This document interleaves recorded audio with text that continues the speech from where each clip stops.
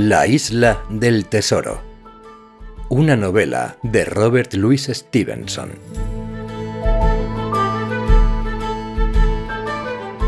Tercera parte. Mi aventura en la isla. Capítulo 13. Cómo comenzó mi aventura en tierra firme. La apariencia de la isla cuando subí a cubierta a la mañana siguiente había cambiado por completo. Aunque la brisa había cesado del todo, habíamos avanzado mucho durante la noche y ahora nos hallábamos a la deriva, inmóviles, a medio kilómetro aproximadamente al sudeste de la baja costa oriental. Bosques de tonalidad gris cubrían gran parte de la superficie. Este tinte uniforme se interrumpía aquí y allá por franjas de arena amarilla en las tierras bajas y por muchos árboles altos de la familia de los pinos que sobresalían por encima del resto, unos aislados y otros en grupos. Pero la tonalidad general era uniforme y triste.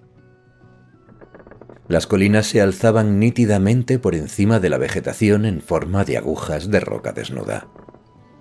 Todas tenían formas extrañas, y el Catalejo, que era por unos 100 metros el pico más alto de la isla, era también el de forma más extraña, pues se alzaba abruptamente por casi todos sus lados y luego terminaba de golpe en una cima plana como un pedestal para colocar una estatua.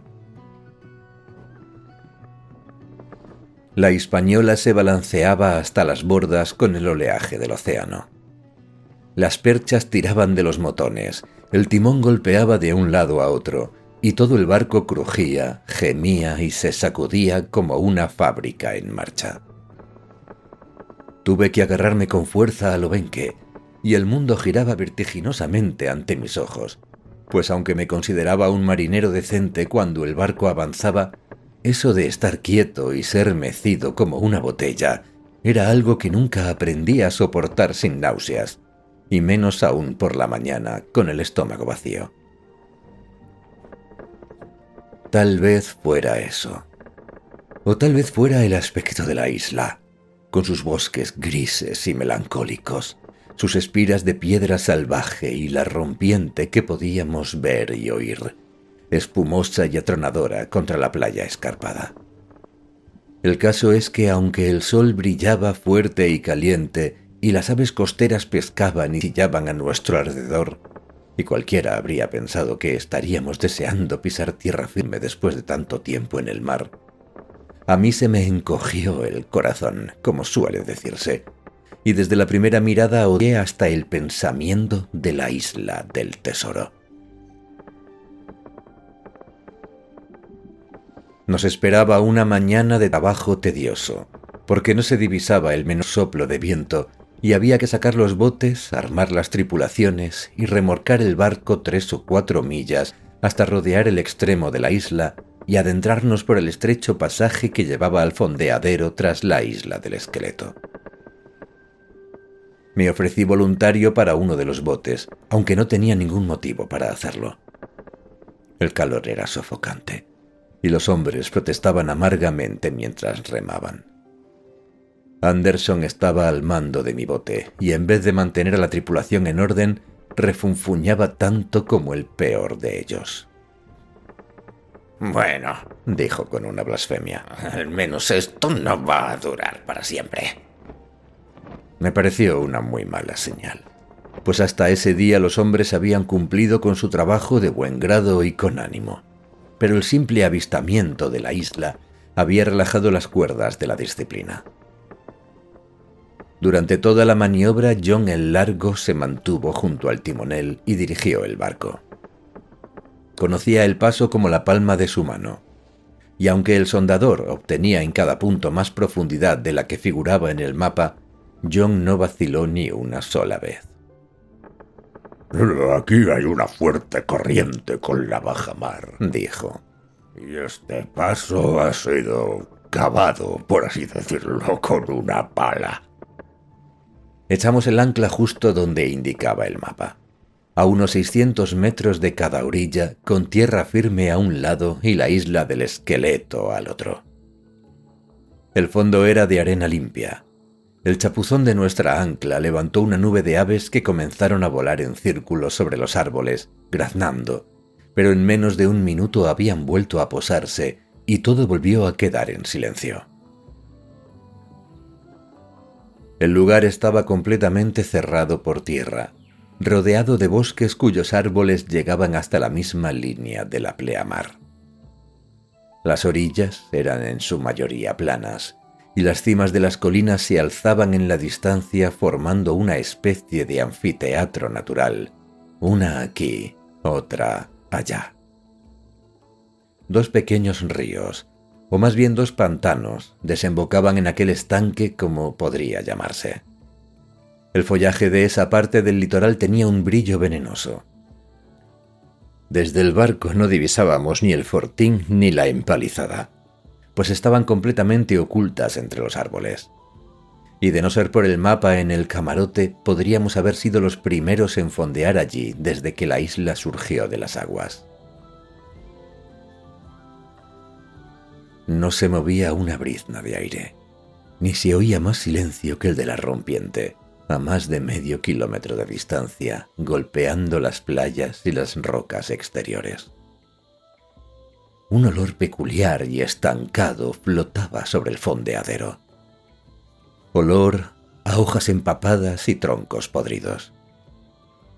Observé cómo el doctor olfateaba repetidamente, como quien sospecha que un huevo está podrido. «No sé si habrá tesoro», dijo, «pero apuesto mi peluca a que aquí hay fiebre». Si la conducta de los hombres ya había sido preocupante en el bote, se volvió realmente amenazadora cuando regresamos a bordo. Se tumbaban por la cubierta murmurando entre ellos. La más mínima orden se recibía con una mirada torva y se obedecía con desgana y negligencia. Incluso los hombres honrados parecían contagiados, pues no había uno solo que intentase corregir a los demás. La amenaza de motín era evidente, colgando sobre nosotros como una nube de tormenta. Y no éramos solo los del camarote quienes nos dábamos cuenta del peligro. John el Largo iba de grupo en grupo repartiendo consejos a diestra y siniestra, y como ejemplo nadie podía superarlo. Se desvivía por mostrarse servicial y cortés. A todos les sonreía. Si se daba una orden, John se ponía en marcha sobre su muleta en un instante con el más alegre «A la orden, señor», que se pueda imaginar, y cuando no había nada que hacer, se ponía a cantar una canción tras otra, como si con ello quisiera ocultar el descontento general. De entre todos los signos ominosos de aquella tarde lúgubre, la ansiedad evidente de John el Largo era el peor de todos. Celebramos un consejo en el camarote. «Señor», dijo el capitán, «si doy una orden más, el barco entero nos estalla en la cara. Mire, señor, es sencillo. Si respondo con dureza, las picas saldrán a relucir en un santiamén. Si me callo, Silver sabrá que algo ocurre y el juego se acaba. Solo podemos contar con un hombre». «¿Y quién es?», preguntó el caballero. «Silver, señor», respondió el capitán. «Está tan interesado como nosotros en que esto no estalle. Esto es solo un berrinche. Con un poco de margen los convencerá de entrar en razón. Lo que propongo es darle esa oportunidad. Dejemos que los hombres bajen a tierra por la tarde. Si todos van, tomamos el barco. Si ninguno va, nos atrincheramos en el camarote y que Dios defienda la causa justa. Si algunos van, ya lo verá usted, señor. Silver los traerá de vuelta mansos como corderos». Así se decidió. Se distribuyeron pistolas cargadas a todos los hombres de confianza. Hunter, Joyce y Redruth fueron informados del plan y lo recibieron con menos sorpresa y mejor disposición de lo que esperábamos. Luego el capitán subió a cubierta y se dirigió a la tripulación. «Muchachos», dijo, «hemos tenido un día duro y todos estamos cansados y de mal humor. Un paseo por tierra no le hará daño a nadie.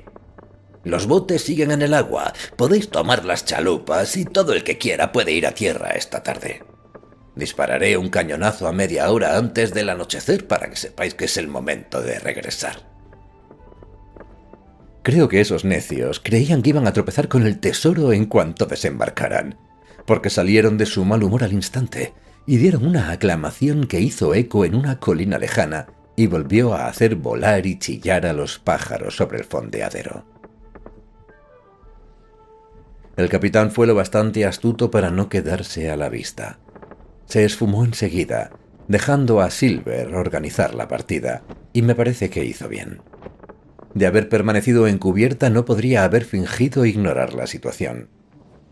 Estaba claro como el agua. Silver era el capitán y tenía bajo su mando a una tripulación muy rebelde. Los hombres honrados, y pronto vería yo que los había a bordo, debían de ser bastante tontos, o quizá la verdad era que todos estaban descontentos por el ejemplo de los cabecillas, solo que unos más, otros menos. Y unos pocos, siendo en el fondo buenas personas, no podían ser ni arrastrados ni empujados más allá. Una cosa es haraganear y otra muy distinta es apoderarse de un barco y asesinar a una docena de hombres inocentes. Finalmente se formó el grupo. 6 hombres iban a quedarse a bordo y los 13 restantes, incluido Silver, comenzaron a embarcar. Entonces fue cuando se me ocurrió la primera de esas locuras que tanto ayudaron a salvarnos la vida. Si Silver dejaba 6 hombres, estaba claro que nuestro grupo no podría hacerse con el barco. Y dado que solo eran 6 los que se quedaban, era igualmente claro que los del camarote no necesitaban mi ayuda por el momento. Se me ocurrió enseguida que debía ir a tierra firme. En un instante me deslicé por la borda y me acurruqué en la proa del bote más cercano, y casi al mismo tiempo soltaron amarras. Nadie me prestó atención, salvo el remero de proa, que dijo: «¿Eres tú, Jim? Agacha la cabeza». Pero Silver desde el otro bote miró bruscamente hacia acá y gritó preguntando si era yo. Y desde ese mismo instante comencé a arrepentirme de lo que había hecho. Las 2 embarcaciones compitieron por llegar a la playa, pero la mía, que llevaba ventaja y era más ligera y estaba mejor tripulada, se adelantó bastante a su compañera. La proa chocó entre los árboles de la orilla. Yo me aferré a una rama, me impulsé y me adentré en el matorral más próximo, mientras Silver y los demás aún estaban a unos 100 metros detrás. «Jim, Jim», le oí gritar. Pero puedes imaginarte que no le hice caso alguno. Saltando y agachándome y abriéndome paso entre las ramas, corrí en línea recta hasta que ya no pude más. Capítulo 14. El primer contratiempo. Me sentía tan satisfecho de haber despistado a John el Largo que empecé a disfrutar del paseo y a observar con cierto interés aquella tierra extraña en la que me hallaba. Había cruzado una zona pantanosa repleta de sauces, juncos y árboles extraños y cenagosos, y acababa de salir a un terreno abierto de arena ondulada, de casi 1 milla de ancho, salpicada aquí y allá por algunos pinos y una gran cantidad de árboles retorcidos, de un crecimiento similar al del roble, aunque con un follaje pálido, parecido al del sauce. Al otro lado del claro se alzaba una colina, con 2 cumbres escarpadas y caprichosas que relucían vivamente bajo el sol. Por primera vez sentí la emoción de la exploración. La isla estaba deshabitada. Había dejado atrás a mis compañeros de tripulación y no me rodeaba más que el mundo mudo de los animales. Me deslicé de un lado a otro entre los árboles. Aquí y allá había plantas floridas que no conocía. Aquí y allá vi serpientes, y una de ellas alzó la cabeza desde una cornisa de roca y silbó con un sonido muy parecido al de una peonza girando. Poco imaginaba yo que se trataba de un enemigo mortal y que aquel sonido no era otro que el famoso cascabeleo. Llegué entonces a un largo matorral de estos árboles semejantes al roble. Lo supe después, se trataba de encinas verdes o perennes, que crecían bajas sobre la arena como zarzas, con ramas curiosamente torcidas y un follaje tan denso como un tejado de paja. El matorral descendía desde la cima de una de las lomas arenosas, extendiéndose y alzándose conforme bajaba, hasta alcanzar el borde del ancho pantano de juncos, por donde el más cercano de los riachuelos se filtraba hacia la ensenada. El pantano hervía bajo el sol ardiente, y la silueta del catalejo temblaba entre la calima. De pronto comenzó un revuelo entre los juncos. Un pato salvaje alzó el vuelo con un graznido, le siguió otro, y en cuestión de segundos una gran nube de aves colgaba sobre el pantano, gritando y girando en el aire. Intuí enseguida que alguno de mis compañeros debían de acercarse por los bordes del pantano, y no me equivocaba, pues pronto escuché, muy a lo lejos, el murmullo apagado de una voz humana que, a medida que afinaba el oído, crecía en volumen y se acercaba. Esto me dio un gran susto, y me arrastré hasta cubrirme bajo la encina más cercana, donde me agazapé en completo silencio, atento como un ratón. Una segunda voz respondió, y luego la primera, que ahora reconocí como la de Silver, retomó la palabra y prosiguió durante largo rato, en un monólogo apenas interrumpido por la otra. Por el tono debían de estar hablando con vehemencia, incluso con cierta aspereza, pero no alcanzaba a distinguir palabra alguna. Finalmente los interlocutores parecieron detenerse, quizá incluso sentarse, pues no solo dejaron de avanzar, sino que también las aves comenzaron a calmarse y a volver a sus posiciones en el pantano. Entonces me sentí culpable por estar perdiendo una oportunidad tan valiosa. Ya que había sido tan imprudente como para desembarcar con esos forajidos, lo mínimo que podía hacer era escuchar lo que tramaban. Mi deber, claro y evidente, era acercarme cuanto pudiera, amparado por la discreta cobertura de los árboles agachados. Podía determinar con bastante precisión la dirección de las voces, no solo por el sonido, sino también por el comportamiento de las aves que aún flotaban inquietas sobre las cabezas de los intrusos. Avanzando a 4 patas, me desplacé lentamente pero sin detenerme, hasta que al fin, alzando la cabeza entre el follaje, logré ver con claridad una pequeña hondonada verde junto al pantano, rodeada de árboles, donde John Silver el Largo y otros de los tripulantes conversaban cara a cara. El sol les daba de lleno. Silver había dejado su sombrero en el suelo y su gran rostro rubio y brillante por el calor estaba levantado hacia el otro, en una especie de súplica.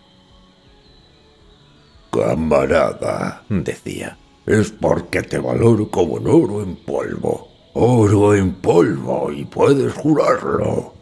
Si no te tuviera aprecio hasta los huesos, ¿crees que estaría aquí para avisarte? Todo está perdido. No hay vuelta atrás. Te lo digo para salvarte el cuello. Y si uno de los salvajes supiera esto...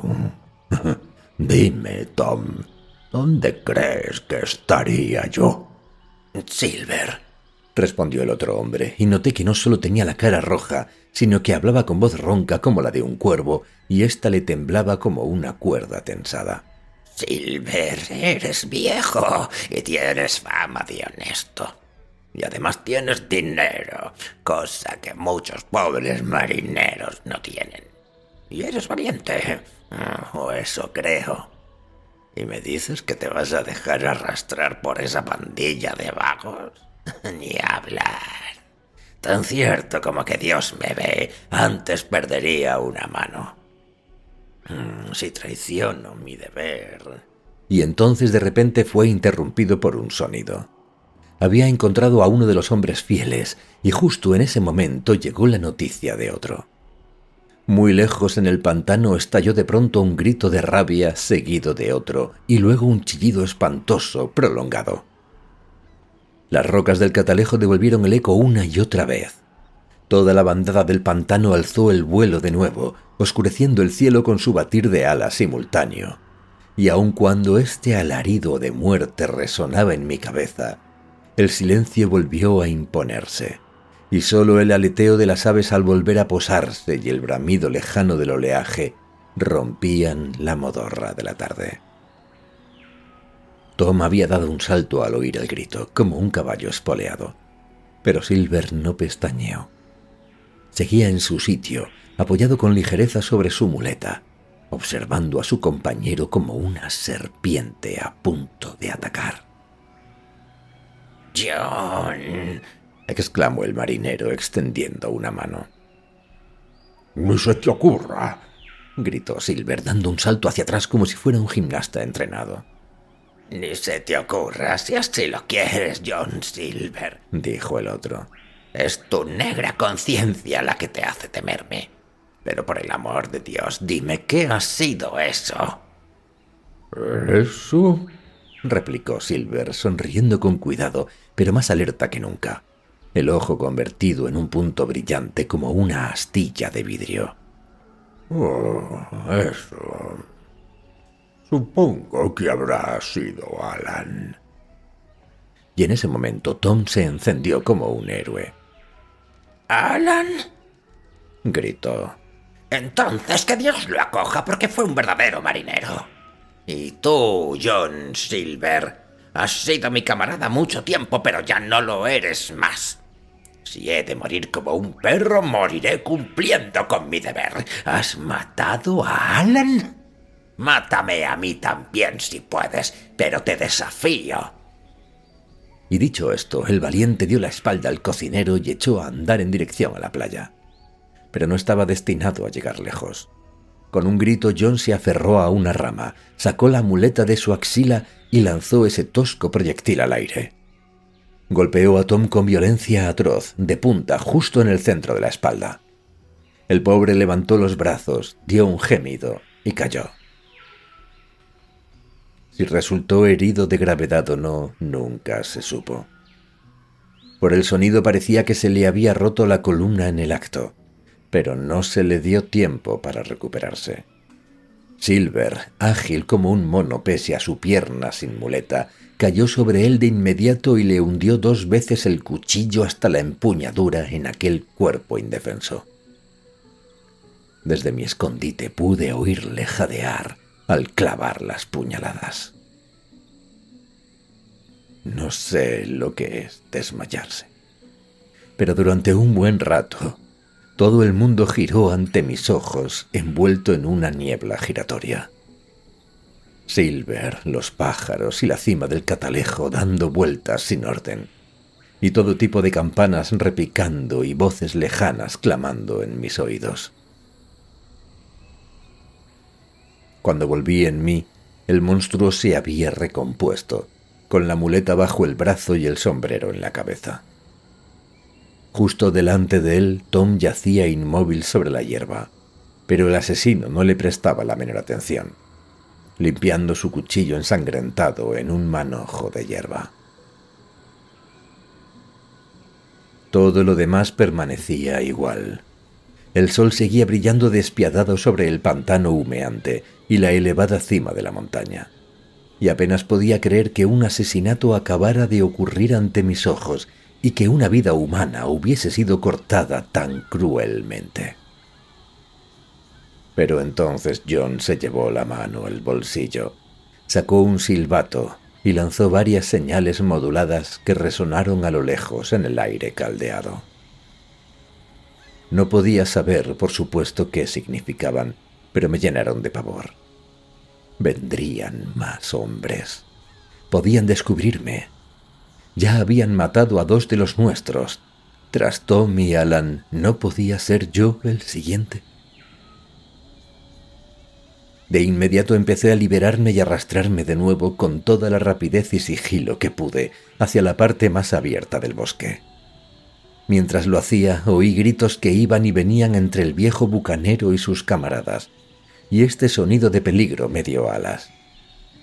En cuanto estuve fuera del matorral, eché a correr como nunca antes, sin apenas prestar atención a la dirección, con tal de alejarme de los asesinos, y a medida que corría, el miedo crecía hasta convertirse en un frenesí.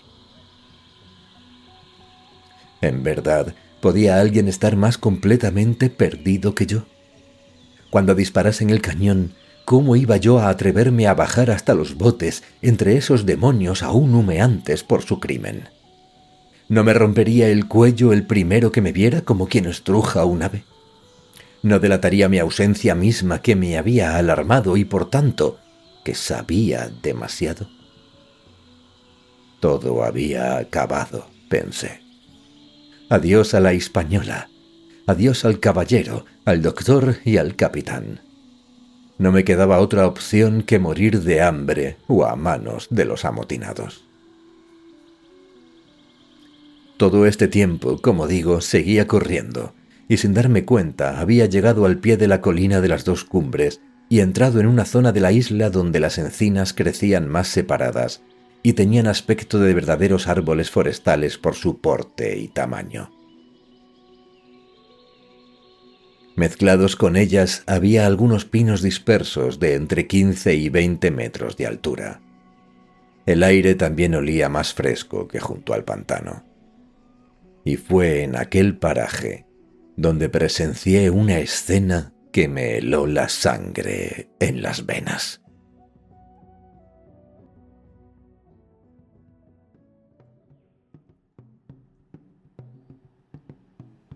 Capítulo 15. El hombre de la isla.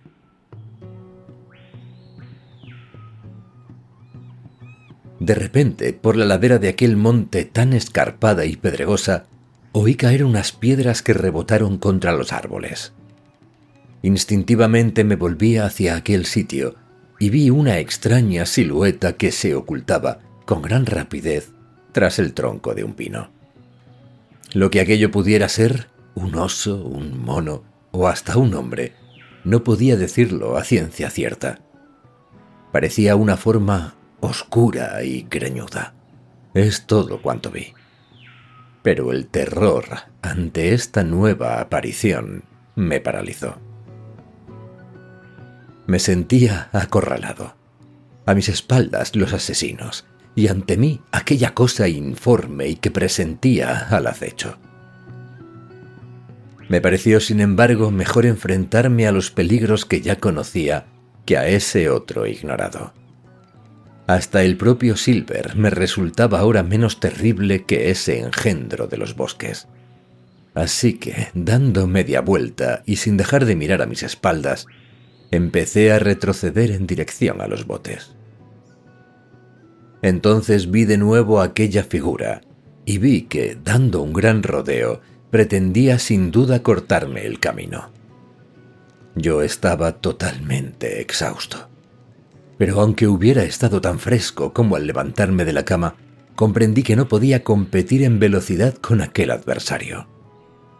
Aquella criatura se deslizaba de un tronco a otro como un gamo, y aunque corría como un ser humano sobre 2 piernas, era diferente a todos cuantos yo había visto, porque corría doblando la cintura. Entonces me fijé y vi que se trataba de un hombre. Empecé a recordar tantas historias como había escuchado acerca de los caníbales. Y hasta estuve tentado de pedir socorro. Pero el hecho de que fuera un ser humano, por salvaje que fuese, me tranquilizó en cierta forma. Y el miedo a Silver volvió a crecer en la misma medida. Me quedé, pues, parado, imaginando alguna manera de escapar, y mientras meditaba, el recuerdo de la pistola que conmigo llevaba relampagueó en mi cabeza. Esa seguridad en mi defensa hizo crecer en mi corazón el valor, y me decidí a enfrentarme con aquel misterioso habitante. Y con paso decidido, eché a andar hacia él. Estaba oculto tras otro árbol, pero debía espiar todos mis movimientos porque tan pronto como empecé a avanzar, salió de su escondite y se dirigió hacia mí. Luego vaciló un instante, pareció dudar, pero de nuevo avanzó, y finalmente, con gran asombro y confusión por mi parte, cayó de rodillas y extendió sus manos como en una súplica. Yo me detuve. «¿Quién eres?», le pregunté. «Ben-Gun», respondió con una voz ronca y torpe que me recordó el sonido de una cerradura herrumbrosa. «Soy el pobre Ben-Gun, sí, Ben-Gun. Y hace 3 años que no he hablado con un cristiano». Me acerqué y pude comprobar que era un hombre de raza blanca como yo, y que sus facciones hasta resultaban agradables. La piel en las partes visibles de su cuerpo estaba quemada por el sol. Hasta sus labios estaban negros, y sus ojos azules producían la más extraña impresión en aquel rostro abrasado. Su estado andrajoso ganaba al del más miserable mendigo que yo hubiera visto o imaginara. Se había cubierto con jirones de lona vieja de algún barco y otros de paño marinero, y toda aquella extraordinaria colección de harapos se mantenía en su sitio mediante un variadísimo e incongruente sistema de ligaduras. Botones de latón, palitos y lazos de arpillera. Alrededor de la cintura se ajustaba un viejo cinturón con hebilla de metal, que por cierto era el único elemento sólido de toda su indumentaria. «3 años», exclamé. «¿Es que naufragaste?» No, compañero», dijo. «Me abandonaron». Yo ya había oído esa terrible palabra y sabía qué atroz castigo encerraba, muy usado por los piratas que abandonaban al desgraciado en una isla desolada y lejana, tan solo provisto de un saquito de pólvora y algunas municiones. Me abandonaron hace 3 años, continuó. y he sobrevivido comiendo carne de cabra, moras y ostras. Un hombre tiene que vivir con lo que encuentre, pero, ay, compañero, me muero de ganas de comer como los cristianos. No llevarás encima, aunque solo sea un trozo de queso. No. Llevo tantas noches soñando con queso.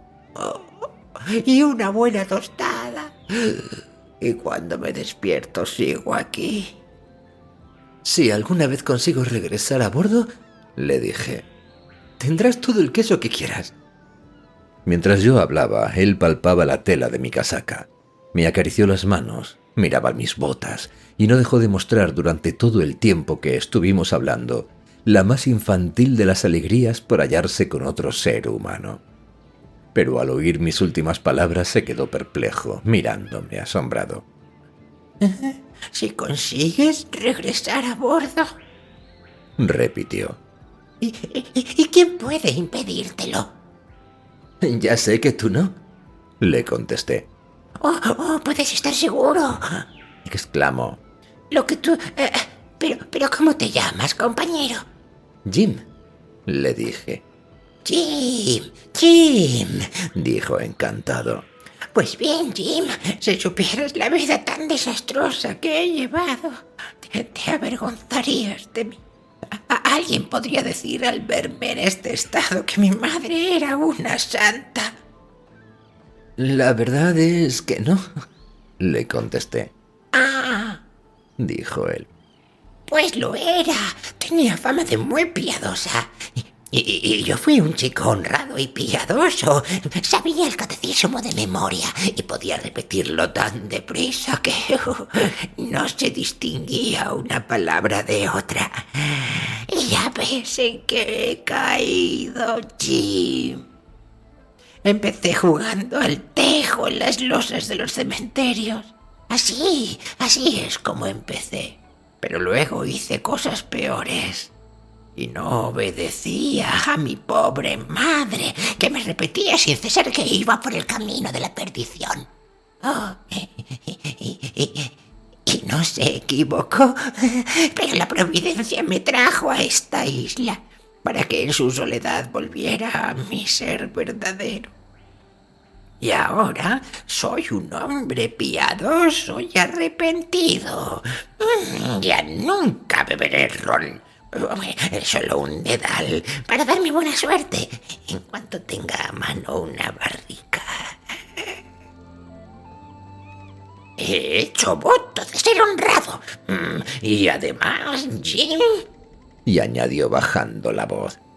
Soy rico. Imaginé que el pobre hombre se habría vuelto loco en aquella soledad, y sin duda mi cara debió reflejar ese pensamiento, porque me repitió con vehemencia. ¡Rico! ¡Rico! Y te diré además una cosa. Voy a hacer un hombre de ti, Jim. ¡Ah, Jim! Vas a bendecir tu suerte, sí. Por ser el primero que me ha encontrado. Pero de pronto su semblante se ensombreció, y apretándome la mano que tenía entre las suyas puso un dedo amenazador ante mis ojos. Ahora, Jim, dime la verdad. ¿No será ese el barco de Flint? Me preguntó. Tuve en aquel instante una feliz inspiración. Pensé que podía encontrar en aquel hombre un aliado, y le contesté al punto. No es el barco de Flint. Flint ha muerto. Pero voy a contarte la historia. ¿No es eso lo que quieres? Algunos de los hombres de Flint van a bordo, por desgracia para los demás. ¿No irá uno con una sola pierna? Dijo con voz entrecortada. ¿Silver? Pregunté. Oh, Silver, dijo él. Así se llamaba. Es el cocinero. Y el cabecilla, además. Me tenía todavía cogido por la mano, y al oír estas palabras casi me retorció la muñeca. Si te hubiera enviado John el Largo, dijo, no daría un penique por mi vida, pero tampoco por la tuya. Resolvió que debía contarle toda la aventura de nuestro viaje y la situación en que nos encontrábamos. Me escuchó con vivo interés, y cuando terminé me dio unas palmaditas en la cabeza, diciéndome: Eres un buen muchacho, Jim. Y estáis todos metidos en un grave peligro, ¿entiende? Pero confía en tu viejo amigo Ben Gunn. Ben Gunn es el hombre que necesitáis. ¿Crees tú que el caballero Trelawney se mostrará como un hombre generoso si le ayudo? ¿Si lo saco de este apuro? ¿Qué dices a eso? Le contesté que el terrateniente era el más generoso de los caballeros. Sí, pero... dijo Ben Gunn. No quiero decir darme un puesto de guardián y una librea nueva y cosas así. No es eso lo que quiero, Jim. Lo que te pregunto es esto. ¿Crees tú que ese caballero llegaría a darme hasta 1000 libras? Sería parte de un dinero que yo he tenido ya por mío. Seguro que aceptará, dije. Ya había pensado dar una participación a todos. ¿Y el viaje de regreso a Inglaterra? Preguntó con un aire graciosamente astuto. Sin duda, exclamé. El terrateniente es todo un caballero.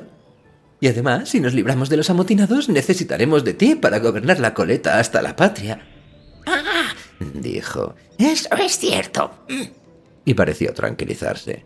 Ahora voy a decirte una cosa más. Continuó. Yo navegaba con Flint cuando él enterró ese tesoro. Él y 6 hombres que trajo aquí. 6 marineros de los más fuertes. Estuvieron en tierra cerca de una semana y nosotros, entre tanto, estábamos anclados en el viejo Walrus. Un día vimos izada la señal de regreso y vimos aparecer a Flint. Pero volvía solo en el bote y traía la cabeza vendada con un pañuelo azul. El sol estaba levantándose y cuando el bote se acercó, vimos a Flint pálido como un muerto, remando. Allí estaba, imagínatelo, y los otros 6 muertos y enterrados. ¿Cómo pudo hacerlo? Nadie logró explicárselo a bordo. Los envenenó, luchó contra ellos, los asesinó a traición. Pero él solo pudo con los 6.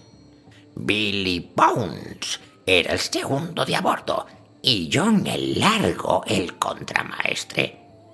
Y los 2 le preguntaron que dónde estaba el tesoro.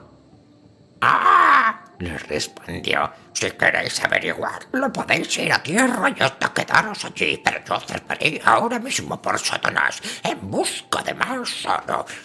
Eso les dijo.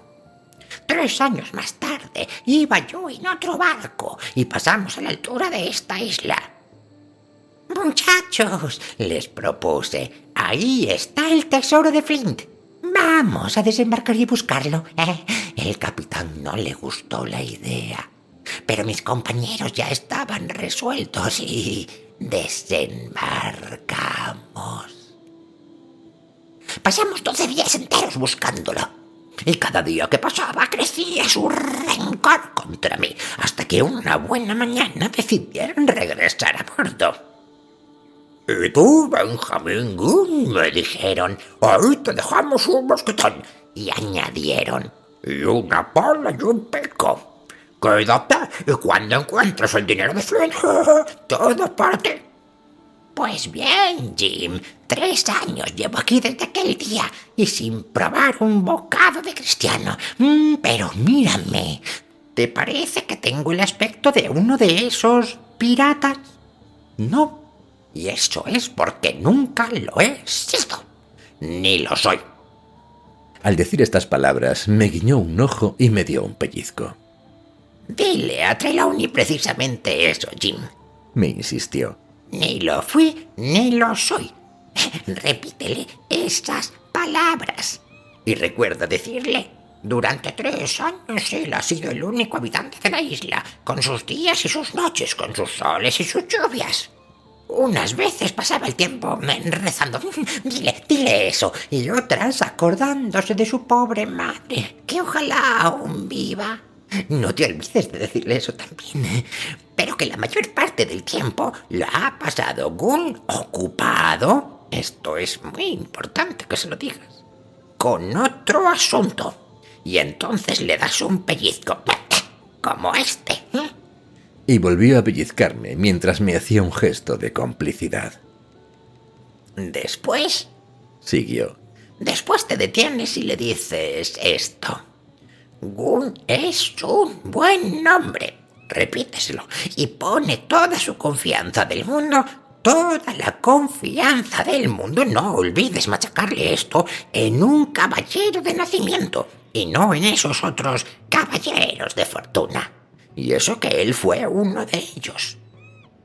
Bueno, le dije, no entiendo ni una palabra de lo que me has dicho. Pero eso no hace al caso, pues aún no sé cómo voy a arreglármelas para volver al barco. ¡Ah!, dijo él. Ahí está el apuro, sin duda. Y ahí tienes un bote que yo construí con estas manos. Está debajo de la Peña Blanca. En el peor de los casos podemos intentarlo cuando oscurezca, pero escucha, dijo de pronto sobresaltado. ¿Qué es eso? Porque en aquel momento, aunque aún faltaba 1 o 2 horas para la puesta del sol, la isla entera se estremeció con el estruendo de un cañonazo. «¡Ha empezado la lucha!», grité. «¡Sígueme!». y eché a correr hacia el fondeadero, olvidando todos mis pasados temores, y junto a mí el hombre de la isla, al viento una piel de cabra con la que se había abrigado, corría con la agilidad de un animal. ¡A la izquierda! ¡A la izquierda!, me decía. ¡Siempre a la izquierda, compañero Jim! ¡Metámonos bajo esos árboles! Ahí maté yo mi primera cabra. Ya hace tiempo que no bajan por aquí. Prefieren refugiarse en los masteleros porque temen a Benjamin Gunn. Y eso es el cementerio. Y creo que lo dijo con cierta intención. ¿Ves esos túmulos? Son sepulturas. Aquí vengo de vez en cuando a rezar, cuando supongo que debe ser domingo o que les ronda cerca. No es que sea una iglesia, pero rezar aquí parece más solemne. Y además, y diles también esto, díselo, Ben Gunn ha tenido que apañárselas como ha podido, sin capellán, ni Biblia, ni una bandera. Tú díselo así. Y continuó hablando mientras yo corría sin esperar ni recibir una respuesta. Había ya pasado un buen rato desde que escuchamos el cañonazo, cuando oímos resonar una descarga de fusilería. Seguimos corriendo, y de pronto, a menos de un cuarto de milla frente a nosotros, vi la Union Jack ondeando al aire sobre el bosque.